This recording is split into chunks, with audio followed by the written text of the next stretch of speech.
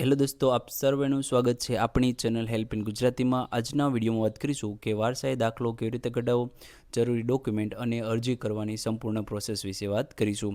આજના વિડીયોમાં topic cover કરીશું કે વારસાઈ દાખલો કોને કહેવામાં આવે છે, વારસાઈ દાખલો કઢાવવા માટે જરૂરી ડોક્યુમેન્ટ અને વારસાઈ દાખલો કઢવાની સંપૂર્ણ પ્રક્રિયા, ઓનલાઈન વારસો દાખલો કેવી રીતે મેળવવો, ઓફલાઈન વારસો દાખલો તમારે કાઢવો હોય તો તમે કેવી રીતે કઢાવી શકો છો, વારસાઈ નોંધ બાદ તમારે શું કરવાનું રહેશે, વારસાઈ દાખલો મેળવવામાં કેટલો સમય લાગી શકે છે અને વારસાઈ દાખલો કઢાવવાના ફાયદા અને ધ્યાનમાં રાખવાની બાબતો, આટલા ટોપિકની ચર્ચા કરીશું.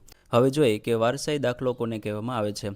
તો જ્યારે કોઈ જમીન ધારક અથવા મિલકત ધારકનું અવસાન થાય છે ત્યારે તેની મિલકત તેના કાયદેસરના વારસદારોના નામે નોંધવામાં આવે છે. તેને વારસાઈ દાખલો કહેવામાં આવે છે. આ દાખલો જમીનના 7(12) અને 8(a) અને અન્ય રેકોર્ડમાં ફેરફાર કરાવવા માટે ખૂબ જ જરૂરી છે. તો વારસાઈ દાખલો કોને કહેવામાં આવે છે કે કોઈ જમીન ધારક છે અથવા તો મિલકત ધારક છે, એની જોડે ઘણી બધી જમીન છે અથવા તો મિલકત છે, એનું અવસાન થાય છે તો પછી એની પાછળ આ જે મિલકત છે એ કોને મળવી જોઈએ અને કેટલી મળવી જોઈએ, એ માટેનો જે ગવર્મેન્ટ દ્વારા દાખલો કાઢવામાં આવે છે જેને વારસાઈ દાખલો કહે છે. તો અવસાન થયા બાદ જે પ્રમાણે વારસાઈ દાખલામાં લખેલું હોય એ પ્રમાણે એ વ્યક્તિને મિલકત મળતી હોય છે. હવે જોઈએ કે વારસાઈ દાખલો કઢાવવા માટે જરૂરી ડોક્યુમેન્ટ. તો જ્યારે પણ તમે વારસાઈ દાખલો કઢાવવા જાઓ છો ત્યારે તમારી જોડે કયા ડોક્યુમેન્ટ હોવા જોઈએ. પહેલા ડોક્યુમેન્ટની વાત કરીએ તો છે મૃત્યુ પામેલા વ્યક્તિનું મૃત્યુ પ્રમાણપત્ર. તો તમારે ડેથ સર્ટિફિકેટની જરૂરિયાત રહેશે. અરજદારનું આધાર કાર્ડ છે એની પણ જરૂરિયાત રહેશે. તમામ વારસદારના આધાર કાર્ડ, તો એની પાછળ જે પણ વારસદારો છે જે મિલકતમાં હિસ્સો ધરાવે છે એ બધાના આધાર કાર્ડની જરૂરિયાત રહેશે. રેશન કાર્ડ અથવા કુટુંબનો પુરાવો, તો રેશન કાર્ડની જરૂરિયાત રહેશે અથવા તો કુટુંબ છે એનો પુરાવાની તમારે જરૂરિયાત રહેશે. જમીનના 7(12) અને 8(a)ના ઉતારા. જો જમીન ધારક ખેડૂત છે તો એના જમીનના જે 7(12) છે અને 8(a)ના ઉતારા છે એની જરૂરિયાત રહેશે. ત્યારબાદ વારસદારોના સંમતિ પત્રક. તો વારસદારો જેટલા પણ છે એ બધાના સંમતિ પત્રકની જરૂરિયાત રહેશે અને મોબાઈલ નંબરની જરૂરિયાત રહેશે. તો તમારી જોડે આટલા ડોક્યુમેન્ટ હોવા જોઈએ. ત્યારબાદ વાત કરીએ કે વારસાઈ દાખલો કઢાવવાની સંપૂર્ણ પ્રક્રિયા કઈ છે. તો જો તમે વારસાઈ દાખલો કઢાવવા માંગો છો તો કઈ પ્રોસેસથી તમે કઢાવી શકો છો. તો એ માટે બે પ્રોસેસથી તમે કઢાવી શકો છો, ઓનલાઈન અને ઓફલાઈન. બંને પ્રોસેસથી તમે વારસાઈ દાખલો કઢાવી શકો છો. તો હવે જોઈએ કે ઓનલાઈન પ્રોસેસથી દાખલો કેવી રીતે મેળવી શકાય. તો ગુજરાત સરકારની મહેસૂલ વિભાગની સેવાઓ દ્વારા કેટલીક વિસ્તારમાં ઓનલાઈન અરજીની સુવિધા ઉપલબ્ધ છે. તો આ જે પણ સુવિધા છે એ ગુજરાતમાં બધા વિસ્તારમાં ઉપલબ્ધ નથી, પરંતુ અમુક વિસ્તારમાં આ સુવિધા ઉપલબ્ધ છે. તો તમે ઓનલાઈન અરજી કરીને તમે આ સુવિધાનો લાભ લઈ શકો છો. તો એ માટે તમારે કઈ પ્રોસેસ ફોલો કરવાની રહેશે. તો સંબંધિત પોર્ટલ પર જાઓ. તો એ માટે એક અલગથી વેબસાઇટ આપવામાં આવે છે. એ વેબસાઇટની લિંક આ વિડીયો ડિસ્ક્રિપ્શનમાં આપી દઈશ. જો તમારા એરિયામાં એ સુવિધા લાગુ પડતી હોય તો તમે ઓનલાઈન તમે કઢાવી શકો છો. તો એ વેબસાઇટ પર જવાનું રહેશે, લોગિન અથવા નોંધણી કરવાની રહેશે. તો ત્યાં તમારે રજિસ્ટ્રેશન કરવાનું રહેશે. વારસાઈ નોંધ સંબંધિત સેવા પસંદ કરવાની રહેશે. તો ત્યાં તમારે ઓપ્શન ગોતવાનું રહેશે કે વારસાઈ સંબંધિત સેવા ક્યાં આવેલી છે. એ પસંદ થઈ જાય પછી જે પણ ડિટેલ માંગેલી છે એ વ્યવસ્થિત તમારે ભરવાની રહેશે. જરૂરી ડોક્યુમેન્ટ તમારે છે એ ફોટો પાડીને તમારે અપલોડ કરવાના રહેશે. અરજીને સબમિટ કરવાની રહેશે અને તમને એક અરજી નંબર આપશે એ તમારે સાચવીને રાખવાનો રહેશે અને થોડા દિવસ પછી તમને વારસાઈ દાખલો મળી જશે. તો આ પ્રોસેસથી તમે ઓનલાઈન પ્રોસેસથી તમે વારસાઈ દાખલો કઢાવી શકો છો. પરંતુ તમારા વિસ્તારમાં ઓનલાઈન પ્રક્રિયા થતી નથી તો હવે તમારે ઓફલાઈન પ્રોસેસથી તમારે દાખલો કઢાવવાનો રહેશે. તો હવે એ પ્રક્રિયાની વાત કરીએ તો તમે કેવી રીતે કઢાવી શકો છો. તો ઓફલાઈન વારસાઈ દાખલો કઢાવવાની સંપૂર્ણ પ્રક્રિયા. તો ગ્રામ પંચાયત અથવા તાલુકા મામલતદાર કચેરીએ જવાનું રહેશે. રૂબરૂ જેટલા પણ લોકો છે એ બધા લોકોએ, જે લોકો વારસદાર છે એ બધા લોકોએ ગ્રામ પંચાયત અથવા તો મામલતદાર કચેરીએ તમે કઢાવી શકો છો. વારસાઈ નોંધ માટેનું જે અરજીપત્રક છે એ તમારે માંગવાનું રહેશે અને વ્યવસ્થિત તમારે ભરવાનું રહેશે. એમાં જે પણ ડેટા આપેલો છે એ તમારે વ્યવસ્થિત ભરવાનો રહેશે. ત્યારબાદ જરૂરી ડોક્યુમેન્ટ જોડવાના રહેશે. તો જેટલા પણ ડોક્યુમેન્ટ માંગેલા છે, જે આગળ આપણે ચર્ચા કરી છે, એ ડોક્યુમેન્ટની ઝેરોક્ષ તમારે જોડે જોડવાની રહેશે.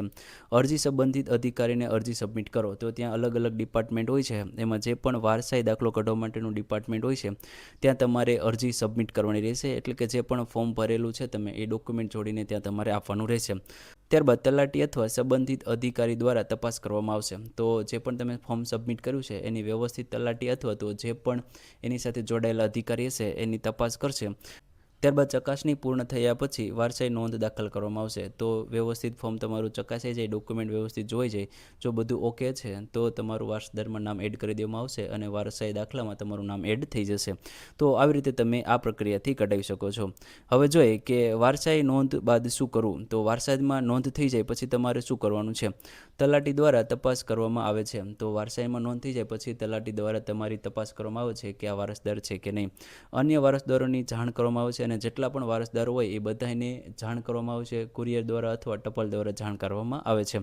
ત્યારબાદ જો કોઈ વાંધો ન હોય તો મ્યુટેશન એન્ટ્રી દાખલ થશે, એટલે કે તમારું જે પણ નામ છે એ વ્યવસ્થિત વારસાઈમાં તમારું નામ એડ થઈ જશે. નોંધ મંજૂર થયા બાદ જમીનના રેકોર્ડમાં વારસદારોના નામ ઉમેરાય છે. તો આ જે પણ નોંધ છે એ મંજૂર થઈ જાય પછી જેટલા પણ વારસદારો છે એ વારસદારોનું નામ જમીનના રેકોર્ડમાં વારસદાર તરીકે અપલોડ થઈ જશે. એટલે કે જે પણ જમીન છે એમાં વારસદાર તરીકે તમારું નામ આવી જશે અને જ્યારે પણ પછી મિલકતના ભાગ થશે તો એ મિલકતમાં તમને ભાગ મળશે. ત્યારબાદ વારસાઈ દાખલો મેળવવામાં કેટલો સમય લાગી શકે છે? તો સામાન્ય રીતે તમામ ડોક્યુમેન્ટ યોગ્ય હોય, જે પણ તમે ડોક્યુમેન્ટ આપેલા છે અને તમે વ્યવસ્થિત ફોર્મ ભરેલું હોય તો 15થી 30 દિવસમાં સંપૂર્ણ પ્રક્રિયા પૂર્ણ થઈ જાય છે. કેટલાક કેસોમાં વધુ સમય પણ લાગી શકે છે. તો 15થી 30 દિવસમાં આ પ્રક્રિયા પૂર્ણ થઈ જાય છે, પરંતુ જો ડોક્યુમેન્ટ વ્યવસ્થિત અપલોડ કરેલા ન હોય અથવા તો જે પણ તમે ઝેરોક્ષ આપી છે વ્યવસ્થિત ન હોય અથવા તો કોઈ ગોટાળો હોય તો વધારે સમય પણ લાગી શકે છે. ત્યારબાદ વારસાઈ દાખલાના ફાયદા કયા છે? શા માટે તમારે વારસાઈ દાખલાની જરૂરિયાત હોય છે? જમીન અને મિલકત પર કાયદેસર હક મળે છે. તો જે પણ મિલકત છે એમાં તમારો કાયદેસરનો હક વારસાઈ દાખલામાં નામ હોય તો જ તમને મળે છે. ત્યારબાદ મિલકત વેચાણ સરળ બને છે. તો તમારે કોઈ પણ મિલકતનું વેચાણ કરવું છે તો તમે સરળતાથી કરી શકો છો. ત્યારબાદ સરકારી યોજનાઓનો લાભ મેળવવામાં સરળતા રહે છે. તો જે પણ સરકારી યોજનાનો લાભ મળે છે, જો તમારું વારસાઈમાં નામ હોય તો તમને યોજનાનો લાભ મળી રહે છે. ભવિષ્યમાં કાનૂની વિવાદ ટાળી શકાય છે. તો તમારી ઉપર જે પણ કાનૂની વિવાદ ક્યારેક થતા હોય તો તમે ભવિષ્યમાં ટાળી શકો છો, તમારી જોડે એક પ્રૂફ તરીકે હોય છે. ત્યારબાદ છે ધ્યાનમાં રાખવા જેવી બાબતો. તો તમારે કઈ બાબતોનું ધ્યાન રાખવાનું છે? તમામ વારસદારોની સાચી માહિતી આપવાની છે. તો જેટલા પણ વારસદાર છે એ બધા વારસદારોની તમારે સાચી માહિતી આપવાની છે. મૃત્યુ પ્રમાણપત્ર ફરજિયાત દસ્તાવેજ છે. તો ડેથ સર્ટિફિકેટ છે એ ફરજિયાત દસ્તાવેજ છે, એ તમારે જમા કરાવવું ફરજિયાત છે. કોઈ વારસદારનો વાંધો હોય તો મામલો કોર્ટ સુધી જઈ શકે છે. તો જેટલા પણ વારસદાર છે એમાં કોઈને વાંધો હોય તો એ જે પણ મામલો છે એ કોર્ટ સુધી જઈ શકે છે. અરજી કરતાં પહેલાં તમામ દસ્તાવેજોની ચકાસણી કરી લેવી જોઈએ. તો જ્યારે પણ તમે અરજી કરો છો એ પહેલાં જેટલા પણ દસ્તાવેજો છે એની વ્યવસ્થિત તમારે ચકાસણી કરી લેવી જોઈએ. તો આ પ્રોસેસની મદદથી તમે વારસાઈ દાખલો કઢાવી શકો છો. જો કોઈ પ્રશ્ન હોય તો જરૂરથી કોમેન્ટ કરજો, હું આન્સર આપીશ. જો મિત્રો તમને આ વિડીયો ગમ્યો હોય તો જરૂરથી લાઇક કરી દેજો, ચેનલને સબસ્ક્રાઇબ કરી દેજો. ધન્યવાદ દોસ્તો.